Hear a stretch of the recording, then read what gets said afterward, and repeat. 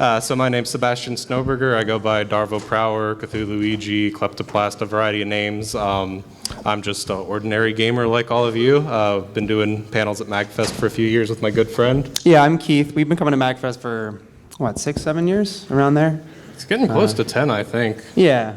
So we'll do a majors panel or two when we come by. In the past, we've done the Humor of Games panel, where we sort of looked at how comedy is developed in games from a narrative and mechanical standpoint. And in those panels, we kind of honed very specifically in on what we think makes a video game, which would be the interactive element. We sort of set video games aside from other forms of media by honing in on the fact that games you can interact with. You can push buttons, you can move a character around. The player's directly interfacing with a video game in order for the video game to really fully exist as a creative work. So we thought this time something that would be interesting would maybe be look at the inverse of that. Elements and times in games where non-interactivity is actually sort of the focal point, or at the absolute least leads to something interesting within the game itself. That's our theme. So I think the easiest way to sort of illustrate what it is that we're going to be looking at and what we mean when we say doing nothing in a game is to look at World Stage 1-1 in Super Mario Bros. On the NES.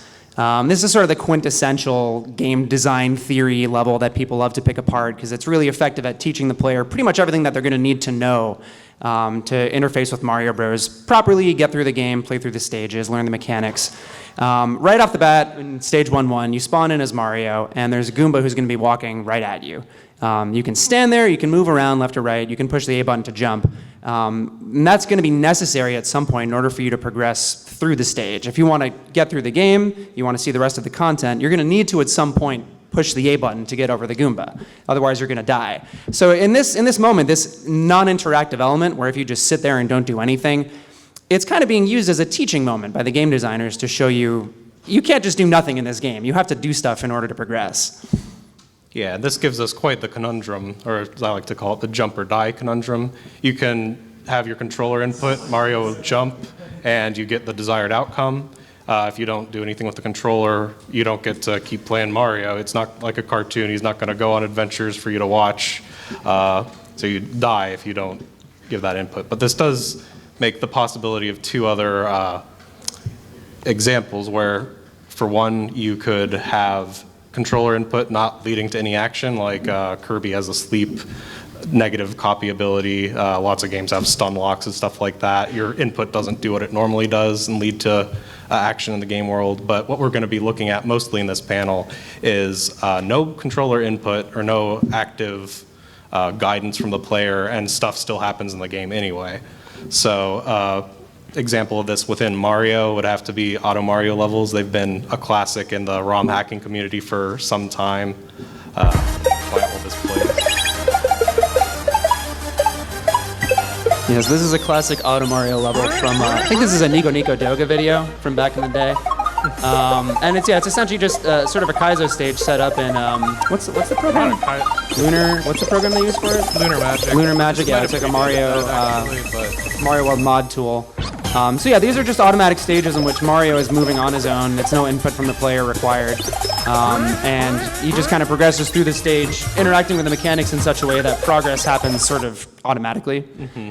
And this tradition is held strong. Nintendo noticed the popularity of those Mario ROM hacks, capitalized on it with Mario Maker. This is more of a pure music level, but still uses the automatically moving parts to keep tempo for the song. And this has gotten recognized by Nintendo. There are tags for music levels and Auto Mario levels up there with platformer and challenge and puzzle as the other genres. And these are all stages in which, for the most part, you're not controlling Mario at all. You might have to push a couple buttons to get into the stage, maybe push one button to get it started, but the entirety of the stage just plays out on its own. You're not doing anything for it. Now, Kirby Air Ride is an interesting example of a game taking this to something of an extreme. This is one of the many games that we'll be discussing that can play themselves in a way. Rather than having you hold the A button to accelerate like in contemporary Mario Kart, the default action in this is to accelerate forward, which is what you want to be doing in the game. And the gentle curves of the early levels make it possible for you to win by just letting the vehicle with a good base speed you don't fall off the stage. There's bumpers that just kind of automatically guide you. So obviously, if you want to have a good time, you want to be moving Kirby around on your own and kind of interacting with the mechanics of the game. But at the most basic level, it just kind of plays itself.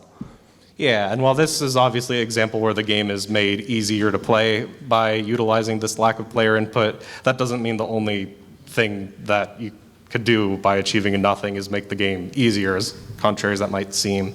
Example of ways that doing nothing can add an extra layer of challenge to the game is the gnawed leaf power-up in Binding of Isaac. It's referencing the Tanuki suit from Mario 3 where you turn into an indestructible statue. But to do that, you can't do it at will. You have to stay still for a few seconds, which here you're seeing like easy boss getting taken down by it, but the game basically turns into a bullet hell itself, and finding a safe place to stand still and utilize that strategy is almost as challenging as clearing it in the more traditional way where your projectiles just get stronger. But the commonality between these three games, Kirby Air Ride, the Mario Maker, and Binding of Isaac, is all of these work because the game has its own routines. There's AI enemies, there's like physics objects that are going to happen on their own, and the game state's going to keep going whether or not your character's actively doing anything or Right. if you're putting any input into the game. Yeah, in Mario Bros. 1-1, whether you're doing anything or not, that Goomba is still going to be walking towards you. So the game is still sort of developing or progressing as time goes on, whether you're pushing buttons or not. So like the Goomba has unfair advantage on Mario in that first jump or die example if the player doesn't know how to jump, because while they're figuring out, the Goomba is still on its path at full speed. And sort of an inverted example of that would be bullet time in first-person shooter games where the player has full control of their character normally, but the aiming is easier because enemies are all moving slowly and you're getting that kind of advantage. But a game that really doesn't let you get the unfair advantage out of that or give enemies unfair advantage would be Super Hot. Yeah, Super Hot's a really interesting game to look at in terms of non-interactivity because it's an FPS that ends up playing more like sort of a turn-based, almost puzzly kind of strategy game at times. As you can see, the game only progresses time when you input controls. So if you're moving forward, firing your gun, picking up a weapon, time moves with those movements, and then when you're standing still, time slows to almost a complete halt. So the game state isn't really fully progressing without your input. So it's you kind of get to a point where you're almost at a stalemate between the player character and the enemy AIs, where you're trying to figure out the optimal path to move around their bullets as they're firing them at you. You can see that they're sort of coming at you, and you can plan around the trajectory of these bullets in the moment. So it sort of sets up this binary between games where even if you're not doing something, the game state is still progressing, and games where when you're not doing anything, nothing at all is happening. So for the purposes of this panel, as we said before, what we're really going to be focusing on is times in games where you doing nothing at all leads to something happening within the game.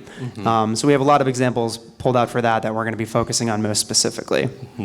Well, one of the first ones we came up with while planning this panel was WarioWare Touch. There's a character whose minigames always involve using the DS microphone. So here you blow into the mic to fog up the window.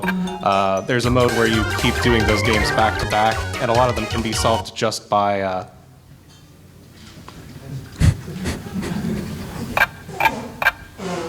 making any sort of noise to the DS microphone. So it breaks the rules of itself and throws in this random untitled game with the microphone-based ones to make sure you're not just cheesing through it with a constant stream of error or something. But the only way that you can clear that mini game is to literally put the console down and be careful not to accidentally give it that passive mic input. Now that's a very crunchy mechanical example, but this can also be used to add atmosphere to a game. So yeah, a good example of that would be in Shenmue.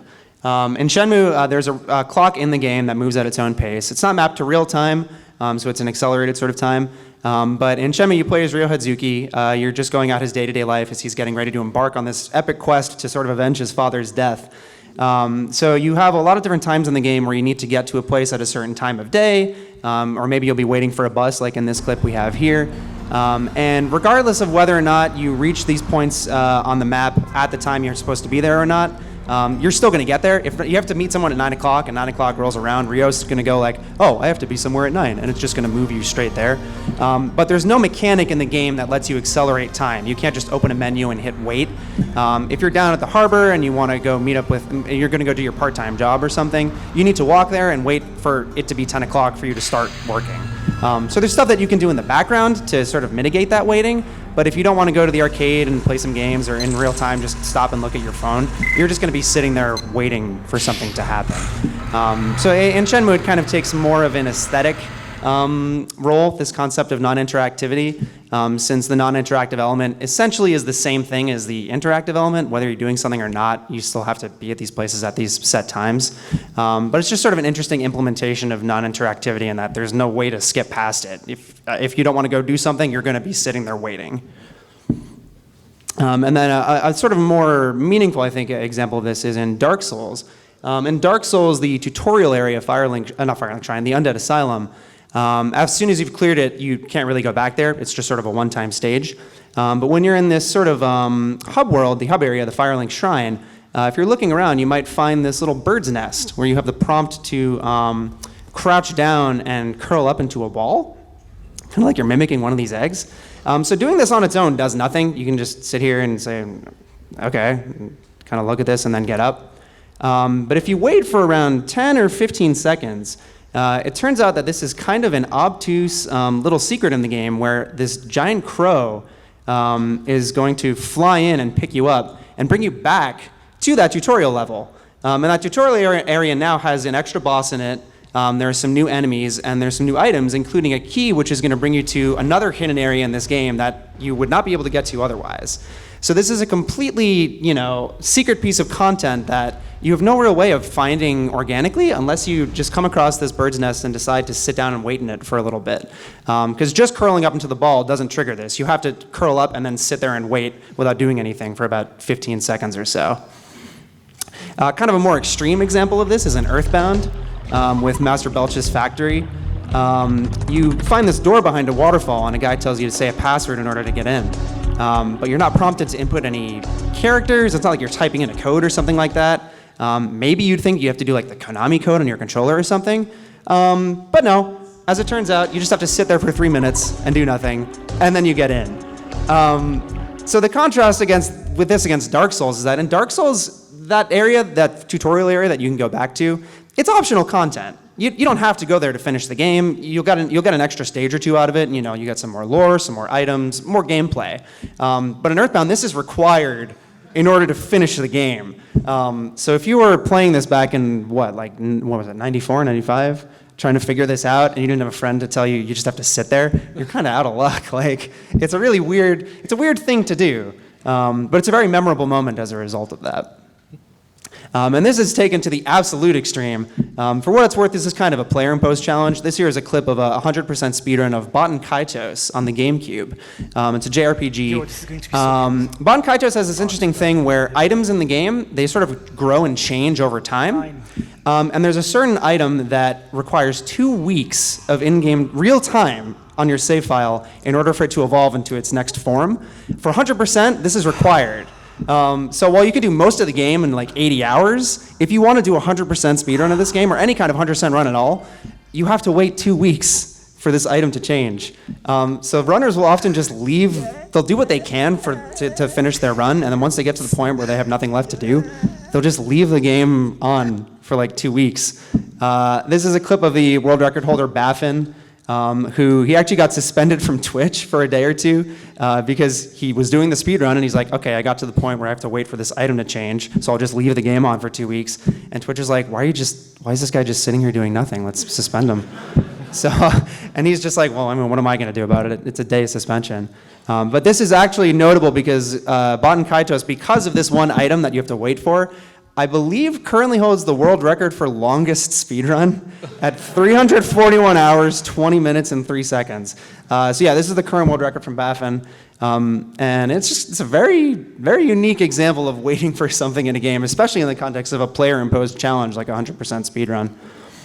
Yeah, now these have all been somewhat arbitrary, extrinsic coded-in timers that you have to wait out, but in plenty of games, RPGs, action games, PvP, the best winning move is often to wait out so you can react to your opponent optimally. Pokemon has examples as obvious as like the hardened battle, but also like the move bide where you do no damage or anything at all for a couple turns, then return all the damage you took. There's stuff like Bravely Default where you can actually like play with the turn system of the game by not doing something one turn and doing more later turn. But all the like you could really fill a presentation just on that and like talk about Yomi and psyching out your opponents and stuff like that. There's a whole strategic element to doing nothing in the context of Yomi and fighting games, but we're not really part of the FGC, so we'll leave that to someone more qualified. So here's another Dark Souls example just to give sort of a visual. In Dark Souls, your attacks are mapped to this stamina gauge, that green bar on the top left. Any input you do to attack is going to drain that meter. If that runs out, any attack or dodge is going to drain the meter. And if that runs out, you can't perform any sort of active maneuvers until that gauge fills back up. So in this sense, the only way for that gauge to fill back up is really for you to wait for it. And you can still kind of move around and do some other things while it fills back up. So it's not necessarily a true example of doing nothing, but it completely removes your ability to take active sort of combat, and make use of active combat mechanics. So in that sense, it's kind of an action game equivalent of doing nothing in that moment. Yeah, and there are plenty of games with analogous systems to this, so we're really looking at the more extreme, like developer really wanted to emphasize the possibility of doing nothing. Yeah, you could think of like Call of Duty, or how your health just sort of regenerates when you get hit, or in Halo with your shields, that sort of thing.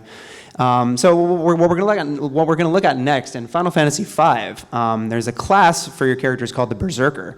Berserkers have really high HP, really high attack, and they can equip some of the stronger weapons in the game, like axes. But the trade-off for this is that even though they hit like a truck, you can't control them at all. So if you decide to make your party 4 Berserkers and go into a battle, they're just gonna do whatever they want. I think they can really only auto attack. Whatever they attack is random. You can't specify a target for them.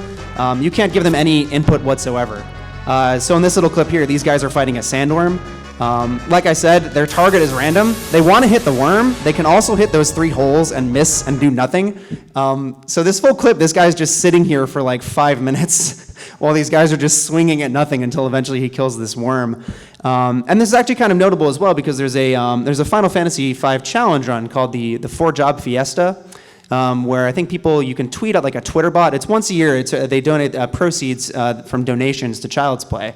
And essentially, runners for this just tweet at this bot, which assigns them 4 random classes. And I think you can opt to have specific mandatory characters play as Berserkers, just to add more challenge. Because the more Berserkers you have, the less control you have of your combat, since all they can do is attack, and they're doing it randomly. So you can't have them use items or cast spells or anything like that. You have way less control. And with 4 Berserkers, you have no control at all. You're just kind of going in and crossing your fingers, hoping you can make it through these encounters. Yeah, and of course, if mashing through the menus with the attack button is something you're not interested in, like you want to just tape the controller down and leave, you could even farm low-level enemies by having the characters. Oh yeah, and that's the best part. You don't even have to tape the button down. They're just going to fight for you.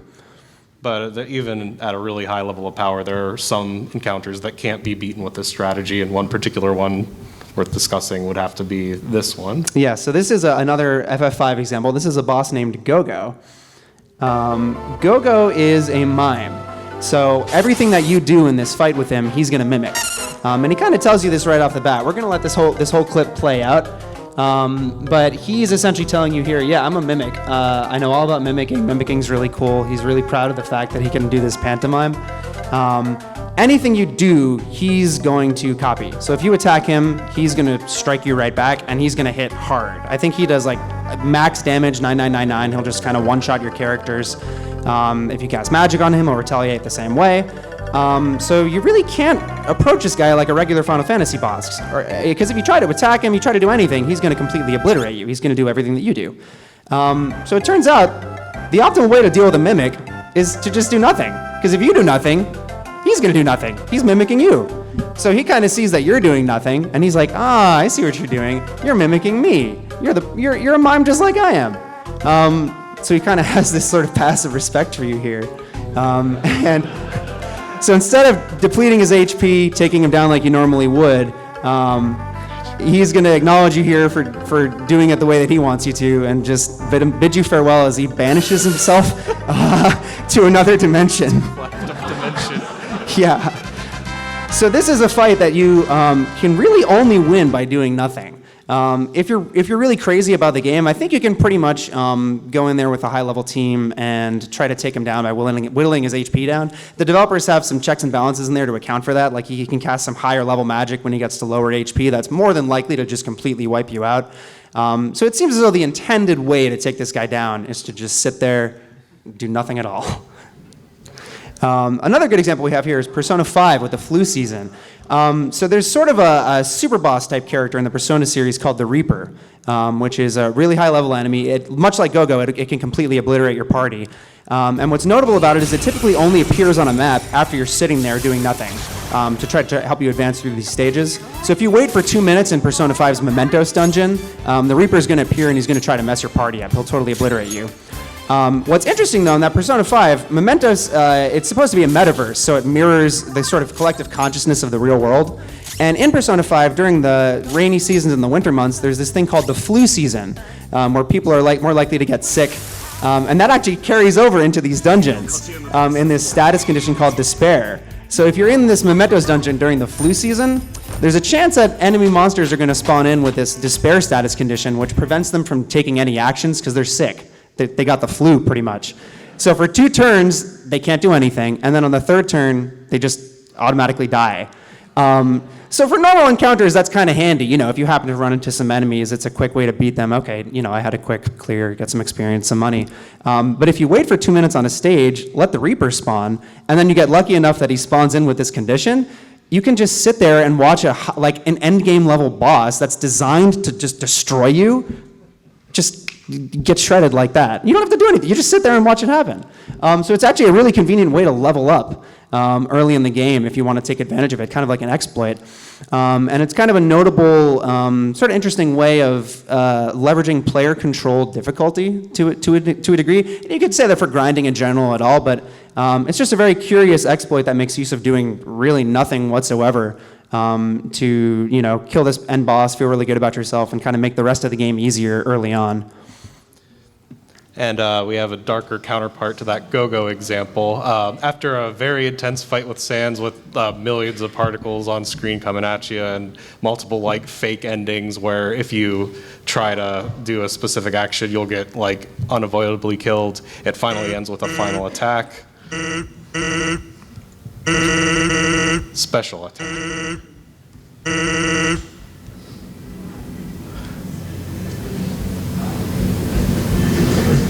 So the logic is you're trapped in this state where you're supposed to be dodging things, but nothing is coming at you, so you can't take another turn. There's some stuff I don't necessarily need to spoil, but basically, if you even move around in here, he's gonna stay awake, and you have to just trust that nothing is gonna pop up and get you, and leave the controller alone before you can finally take another action.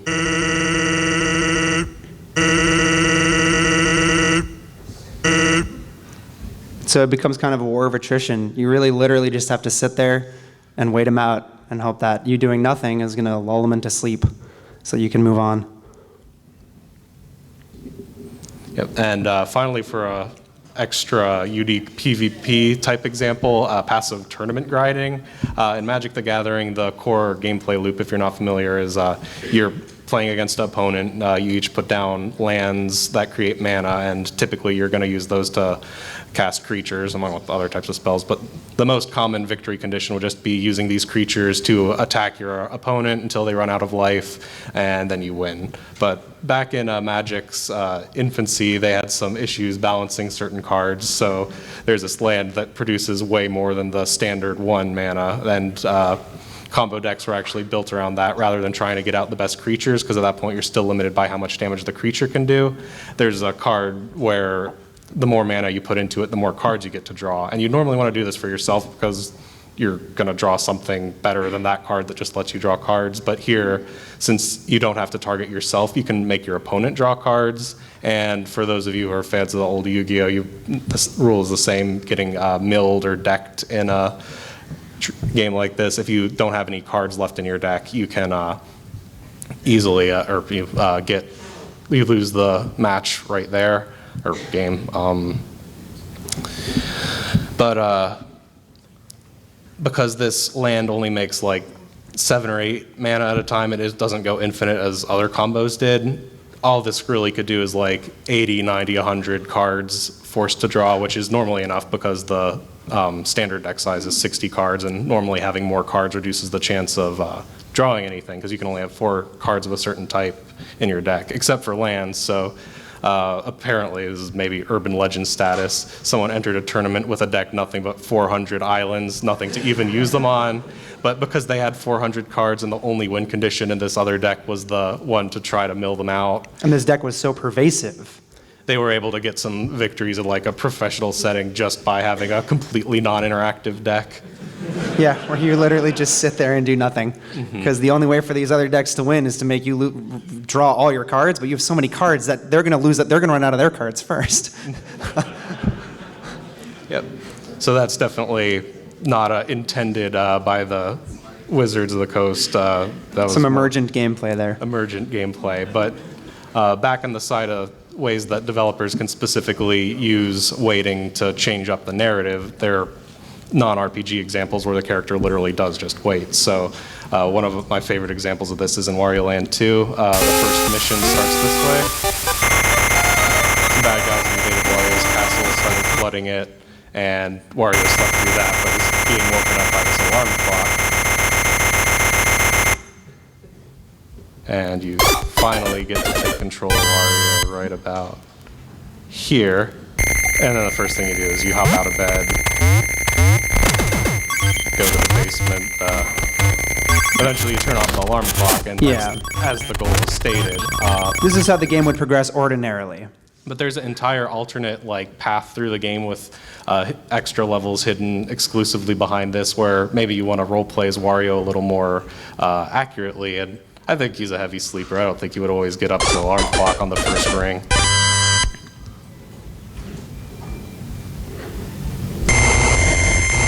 So the bad guys are ransacking his castle during all this, and you're supposed to wake up and kick them out, but the alternative is...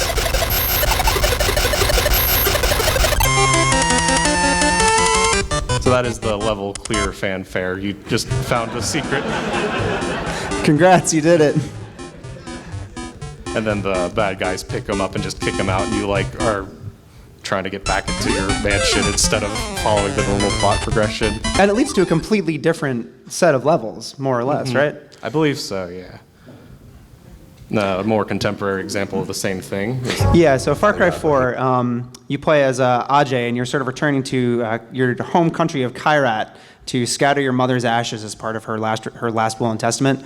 But Kyrat is in a period of civil unrest, so as soon as you touch down, more or less, you're kidnapped by this sort of heretical dictator figure, Pagan Min, and brought to one of these bases for one of his commanders or something like that. So you get a little bit of his motivations here as you're sat at a table with him, but he has to suddenly get up and leave to take care of something. So he sort of just asks you to sit back and wait for him to get back. Terrorists, right?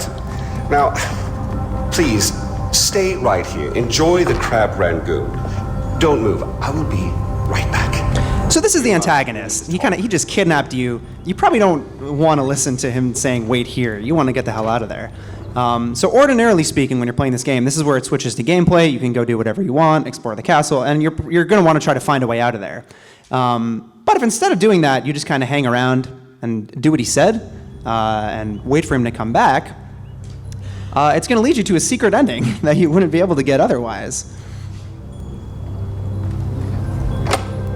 Oh, fan-bloody-tastic. You, sir, are a gentleman. I sincerely apologize. We saw terrorists in the area and yada yada. The crab rangoon, right? So I won't show the whole thing, but the ending kind of recontextualizes this character and makes you sort of think it twice about his motivations and maybe where he fits into the world. So it's worth checking out if you haven't played the game.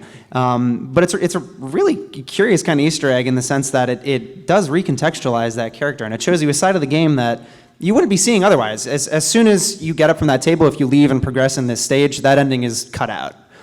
So yeah, it's a curious example.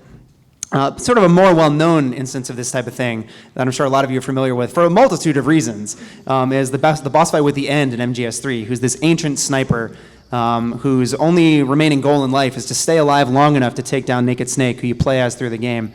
Ordinarily, this is a really long, drawn-out sniper-to-sniper fight where you're tracking this guy down across a series of 3 big maps as he's sort of prowling about and hiding from you, trying to take you down. Typically, under normal circumstances, you'd be in this fight for maybe about 45 minutes to an hour if you don't know what you're doing. It can really go for a while. But if instead of fighting him normally, you turn the game off and wait 2 weeks, or conversely, just open your PS2 system clock and change the date to 2 weeks ahead, he's just going to keel over and die on you. This guy, I think he's in his hundreds.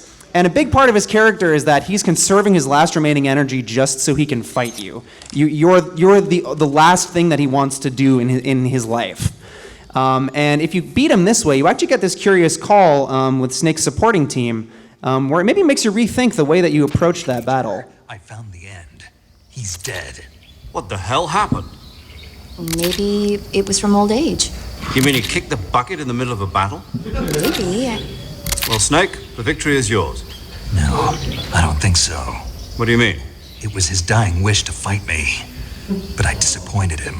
Snake, listen to yourself. This is a mission. It's not a game, it's not a sport. You think you're competing for the gold at Tokyo or something? I guess you're right. Just focus on completing the mission. Yes, sir. So this is neat because you get this kind of meta commentary a bit from the dev team saying like, yeah, you did it, but I mean... I think Snake represents the traditional gamer response, like you cheated, you didn't, nothing was learned, blah, blah, blah. Yeah, the Sekiro joke.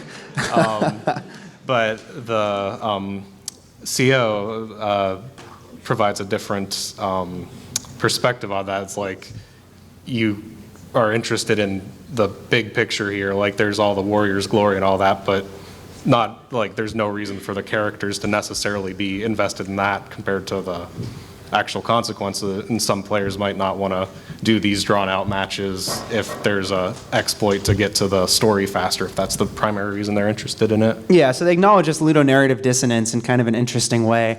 And it's also just another example, like we were saying before with Persona 5, of kind of player-controlled difficulty, where if you're having trouble with this boss or you really just don't want to do it, you can skip him, pretty much. There are other ways to skip this boss. He's kind of a very notable boss fight, not only just because of how drawn out and sort of unique the fight itself is, but because you can take him down like this and also via another means in advance. So yeah. And these have all been examples where like the main part of the game kind of changes or ends abruptly as a response of the doing nothing, but plenty of this is just like little developer nods and secrets and Easter eggs, as we're calling them here. A very common example is idle animations. So Super Mario 64 has probably one of the first idle animations that really left an impression on me, where Mario eventually just starts talking for one. Yawns, sits down, keep waiting, and it keeps progressing.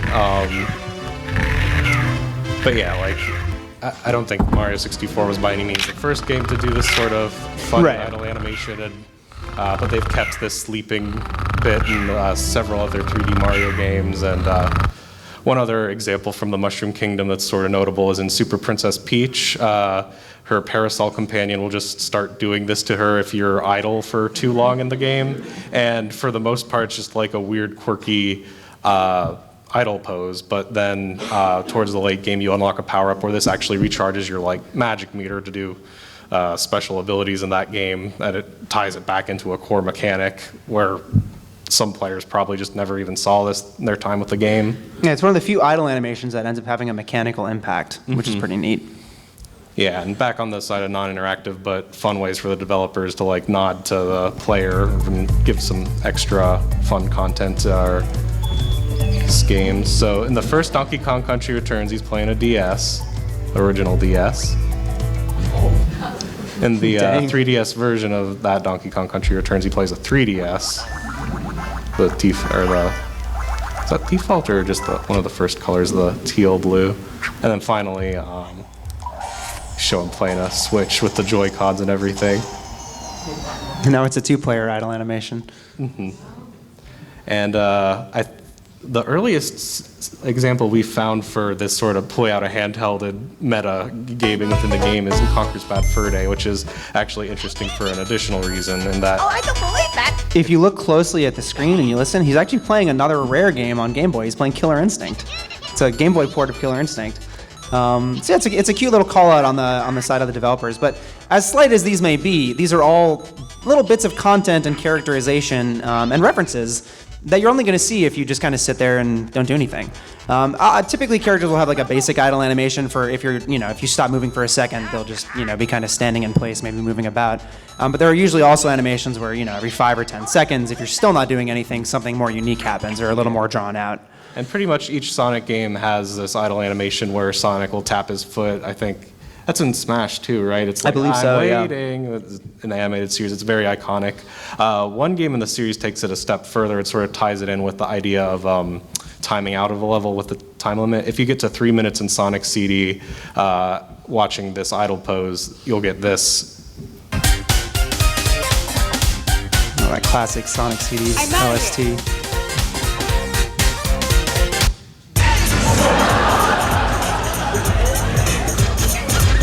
This one is so great. Like, it would never catch you off guard. Like, that doesn't happen if you're in the level for 3 minutes. You specifically have to be. Yeah, you just have to stand input. there. Sonic's If you just bored of you. stand there for 3 minutes and he just kills himself. And honestly, that's almost like another meta commentary from the devs where it's like, look, if you're like, why are you even playing it? Just turn the game off. Another really cool sort of developer signature, not an idle animation, but a similar principle. If you let music loop several times, sometimes something will change on a later loop. Yeah, so this is another classic example. You guys all probably have heard of this one. This is Kazumi Totaka. He's a composer with Nintendo who's been with them for a long time, since their Game Boy days. I think the first game he composed for them was X on the Game Boy. He's a composer for the Animal Crossing series, and the character KK Slider is very heavily based on him. If you look up on YouTube, there's a couple live shows where Totaka plays the guitar, and he sits in the same pose that KK does. So that's cute. But Totaka has this habit of any time he works on a game in terms of the soundtrack, he has this little 19-note melody that he hides somewhere in all these games. Typically, you can only access it by waiting on a menu for maybe 2 or 3 minutes. And it's always in some kind of obscure area. It's not something that's hinted at by any means. You just have to either find it or have it told to you. Yep. So here's his song in Mario Land 2.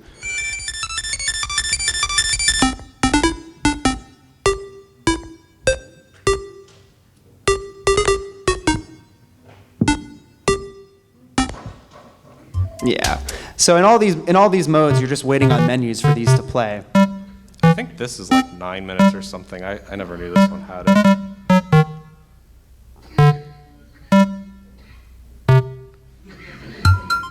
There's no other prerequisite. As long as you can get to these menus, they're usually all pretty standard. Like in Luigi's Mansion, it's just your controller setting menu. Yeah, so at the start it was usually the other music would stop and it would just be this little jingle, but eventually you started incorporating it into the music that you're looping.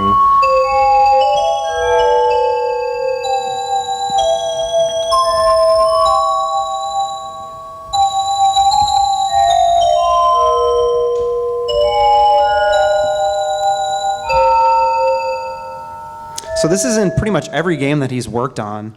There may be 1 or 2 where it hasn't been discovered yet. Sometimes it takes people a long time to even find it because it's just hidden in such obscure places, and who wants to sit on a menu screen for like 5 minutes?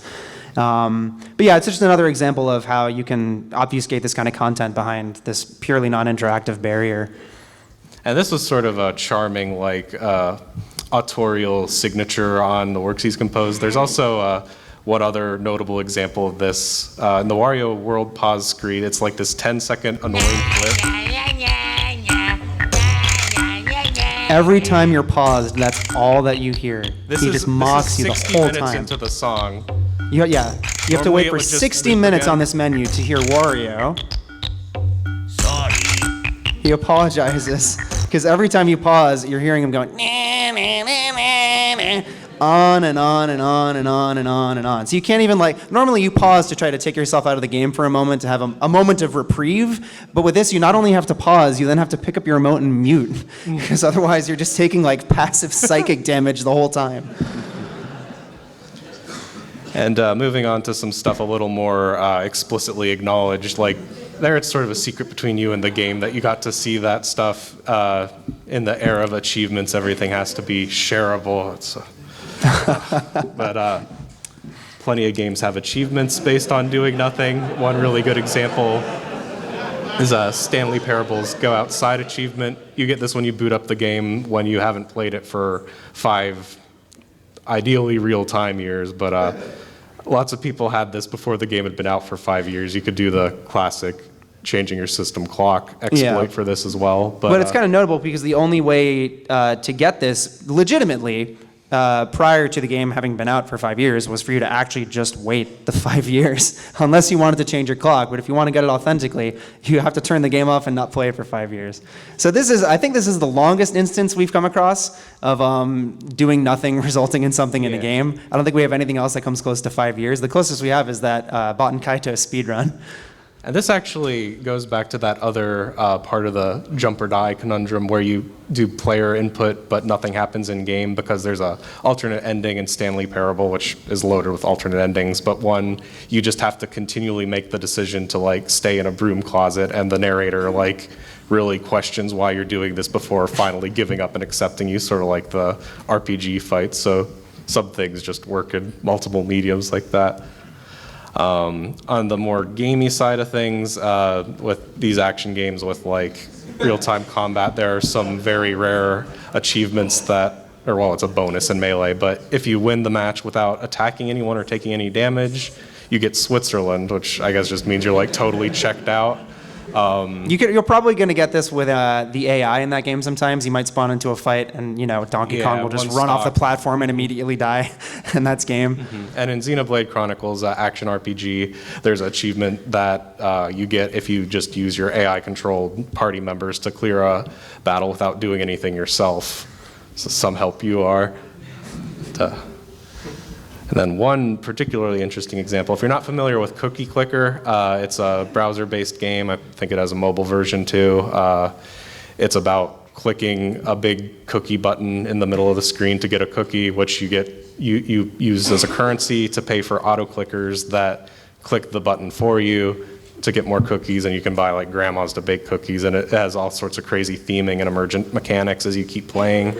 But this achievement you get by never actually clicking the cookie in the first place. You have to use like either seasonal or timed bonus things to buy the auto clickers without ever earning the first one yourself the way you're supposed to.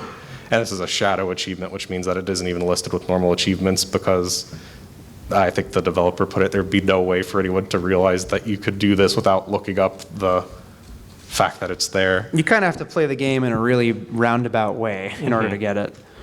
Yeah, but Cookie Clicker sort of spawned a trend and a whole genre based around doing nothing for the majority of your playtime, idle games where you're setting up these engines to operate in the background, or it'll just calculate based on the time you spent away from the game.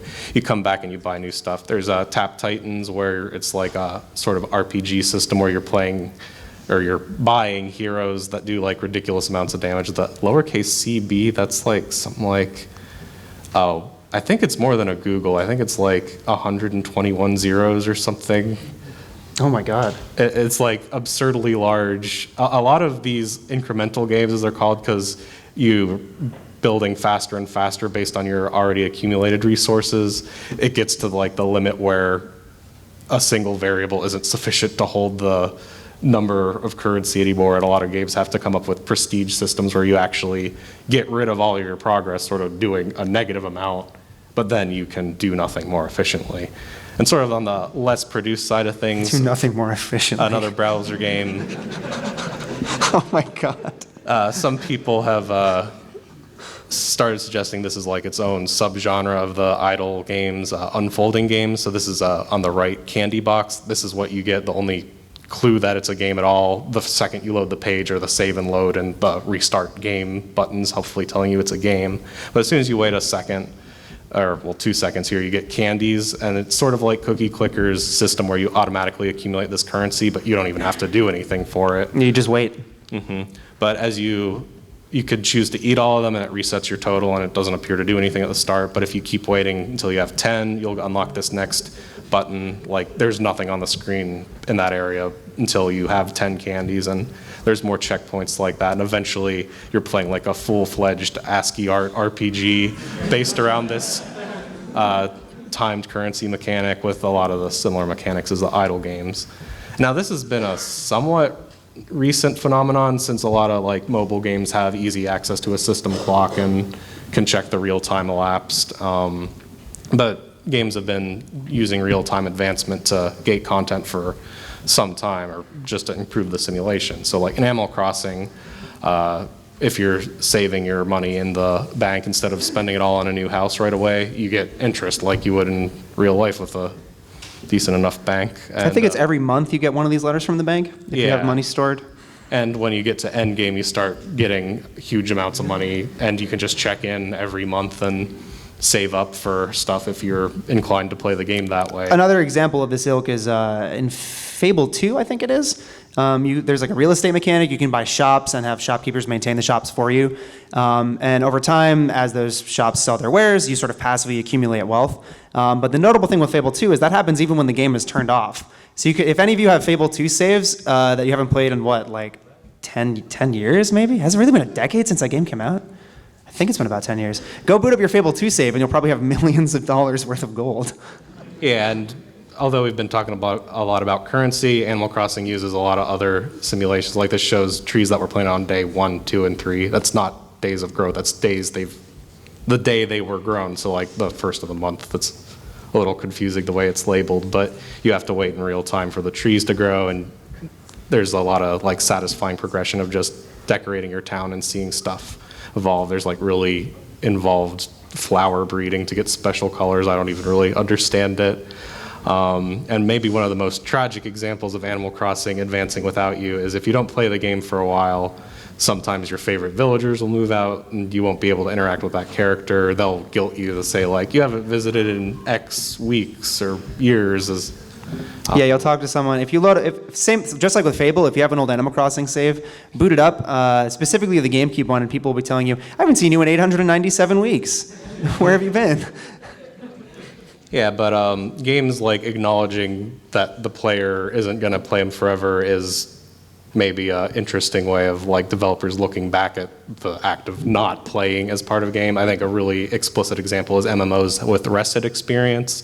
So in theory, to prevent people from just playing nonstop, the optimal way to play is actually to play for a few hours each day, let this rested experience accumulate. So for every hour you don't play, you get some extra multiplier applied to all incoming experience. It works in different games. Typically you'll sign out in an in, and then every hour that you're not playing, you're building up this passive buff that's going to give you more experience when you play the game next. But this is actually an interesting psychological thing because it's framed as bonus experience when mathematically speaking you could say you have a penalty at all times where you don't have this buff. It's all relative. But recently a lot of mobile games have been framing this more in the negative way where playing the game at all takes up energy, and then you can either wait some amount of real time for that energy to come back to keep playing, or what the developers probably would prefer, use the real money currency and microtransactions to buy more energy for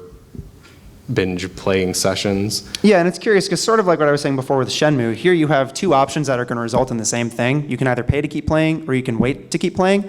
You can keep playing either way if you want to pick one of those preferences. But in this case, this inactive element where you're not doing anything is sort of passively restoring your ability to play the game.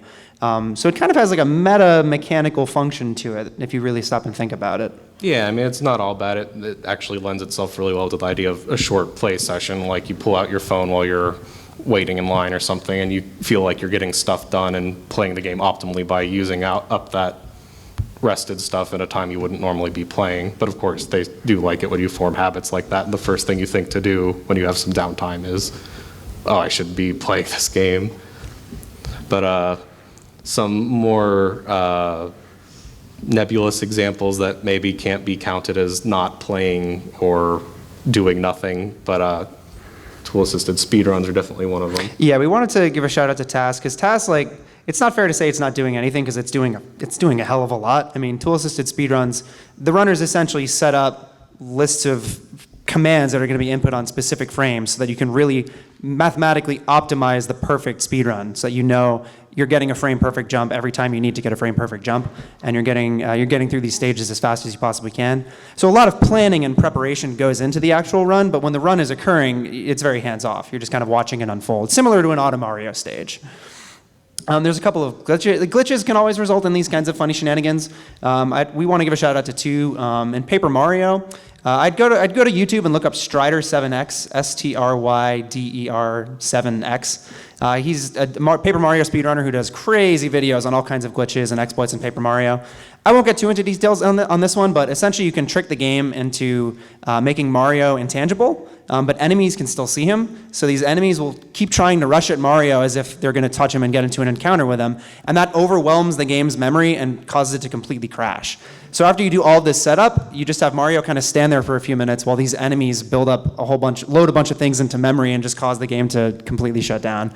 And something sort of similar in Bloodborne early on, there was a memory leak problem supposedly, where if you left the game running for, I think it was over 10 hours, something like that. Not cumulative, I believe, in one session. You get this memory leak where enemy AI would start to get kind of weird and confused, and whereas normally enemies would be using any one of like 8 or 9 different attack patterns on you, they'd start just using either one attack or they'd like just kind of move left and right and not really attack you.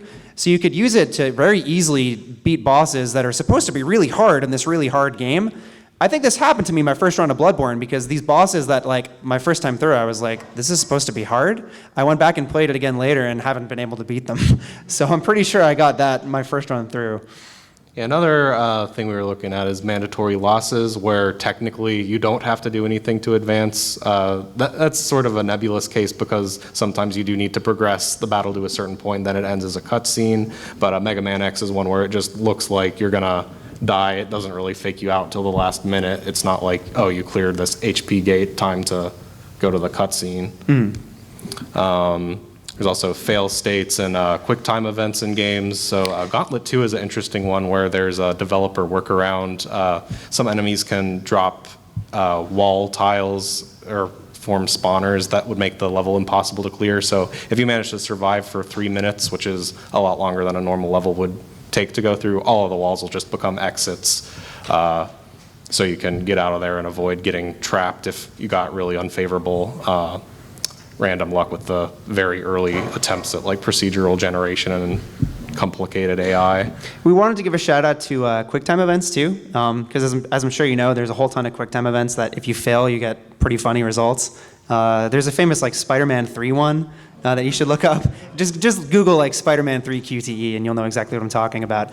But sort of similar to idle animations, these are little bits and pieces of content that are probably unique to a specific QuickTime event that you're not likely to see if you're just playing the game optimally. So even if it's something as small as like Leon in Resident Evil 4 getting his head chainsawed off, if you want to go see that, you can. You're not likely to if you're playing the game optimally, though. You'd really have to go in trying to fail these events by doing nothing during them. Yeah, and this is more of an active player restraint, but things like the A button challenge, trying to get through Super Mario 64 without using the A button and therefore jumping, coinless runs where you're trying to see if it's possible to beat the game without ever touching coins or analogous little collectible power-ups, and just low percent intentionally avoiding interacting with specific mechanics of the game, whether you're using glitches or just developer-intended stuff. All of those, I think, conceptually could be lumped in this, but because it doesn't really involve waiting or developer intent, we didn't go into super detail, but we did definitely need to shout out Pan and Coic and the A-button challenge. Yeah, for sure. So we're gonna kind of close off with the inspiration for this panel and the pseudo namesake, which I'm sure most of you have seen. That was probably the reason you came to this panel. This is a classic YouTube video. This is the first of its kind. Luigi wins by doing absolutely nothing in Mario Party 2.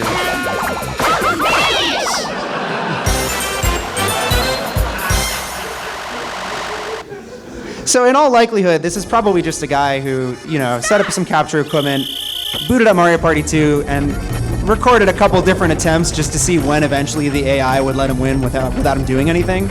But my friend BW was telling me before, and it's kind of interesting to think about, there probably are mini games in Mario Party where your optimal strategy, whether you're up against AI or another player, is just to sit there and do nothing and let the chaos kind of unfold around you. I think the next one is actually a really, this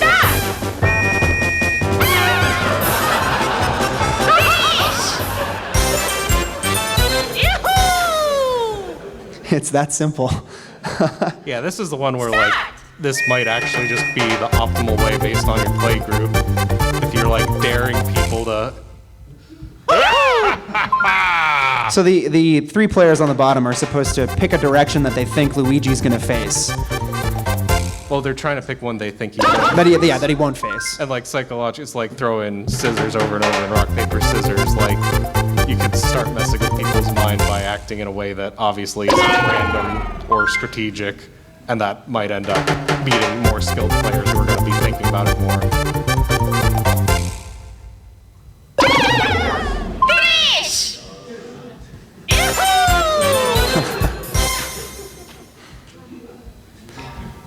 Do we want to show one more? Yeah, we'll show one more.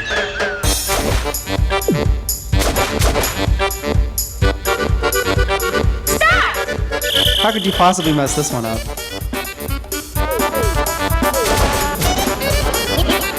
No, I guess that's how.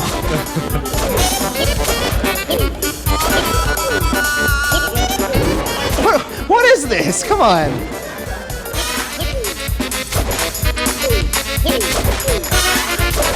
Oh my god. Yeah, but I think it's interesting it ranges from the AI probably being on easy here to just the more complex physics stuff, like the bumper balls. If Luigi had moved, he might have been in the path of one of the people falling off. It's interesting, but not every game is like this because of good programming. We want to close on an example of victory through an action in Big Rigs Over the Road Racing. So that game's notorious for like having no upper limit on backwards acceleration and a lot of very glitchy things. But one thing is the way they coded the finish line is that you get this your winner icon. And this is just when you boot the game, you can randomly get that. Oh, the Mario Party video? Yep. Yeah, there you So here's our credits, and we're pretty close to time, but if anyone has any examples that we missed or...